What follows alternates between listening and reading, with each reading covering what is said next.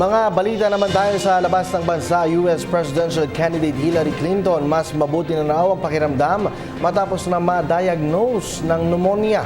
At tunghayan natin ang kwento ng dalawang magkapatid na refugee na sinuong ang mahirap na paglalakbay gamit ang kanilang mga wheelchair para lamang makalikas mula sa Syrian civil war.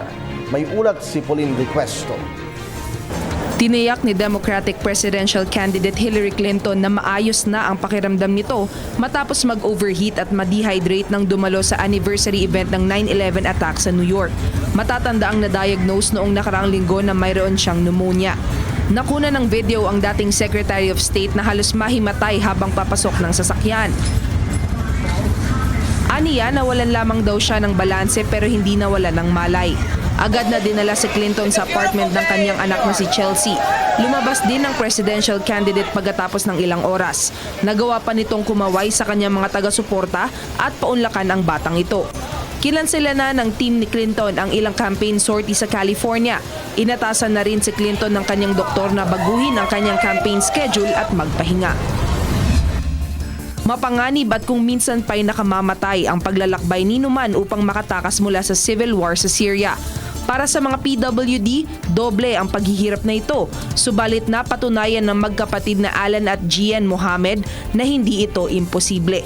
Nagsimula ang kanilang paglalakbay noong 2014 nang lusubin ng Islamic State ang kanilang bayan sa Syria. Ilang ulit nang sinubukan ng kanilang pamilya na tumawid ng Turkish border, ngunit palagi silang pinauulanan ng bala ng mga Turkish border guards. Sakay ng 2 kabayo, isa para sa kanilang magkapatid at isa para sa kanilang mga wheelchair, binaybay nila ang ilang bundok para tuluyang makarating ng Turkey. Dito nagbayad sila ng $750 sa mga smuggler para pasakayin sa bangka patungong Greece. Sa ngayon ay nananatili ang mga Mohammed sa makeshift refugee camp sa Greece kung saan nagtuturo si Alan ng Ingles sa mga kabataan. Ang paglikas ng kanyang pamilya mula sa kaguluhan ay isa umanong tagumpay sa kabila ng kagipitan. Subalit para kay Alan, hindi pa natatapos ang kanilang paglalakbay. Para sa PTV News, Pauline Requesto. Samantala, mga mananayaw mula sa Pilipinas nagpakitang gila sa isang pagtatanghal sa Vientiane, Laos. Silipin natin ito sa ulat ni Binibining Beth Kachin. Muli na namang nasaksihan ng galing ng mga Pilipino nang magpasiklab ng natatanging pagtatanghalang isang grupo ng mga mananayaw na Pinoy sa Vientiane, Laos kamakailan. Pinangunahan ng Department of Foreign Affairs sa pakikipagtulungan ng Embahada ng Pilipinas sa Vientiane ang nasabing programa na ginanap sa Lao National Culture Hall. Sinayaw ng alon-alon dance circle ang sayaw na pinamagatang Water Symphony na layuning mamulat ang publiko sa mga tradisyonal na sayaw sa rehiyon ng ASEAN.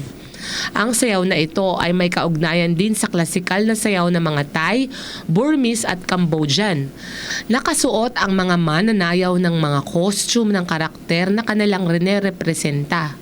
Dinaluhan ng Lao Ministry of Information, Culture and Tourism, DFA Philippines at foreign ambassadors to Lao ang pagtitipon. Naging matagumpay ang nasabing programa at nagkaroon din ng pagkakataon ng mga dumalo na masaksihan ng isang uri ng sayaw na may malaking parte sa kultura. Para sa PTV News, Elizabeth Kachin. Ako po si Cathy San Gabriel. Subscribe na sa PTV YouTube channel. I-click lang po ang subscribe button.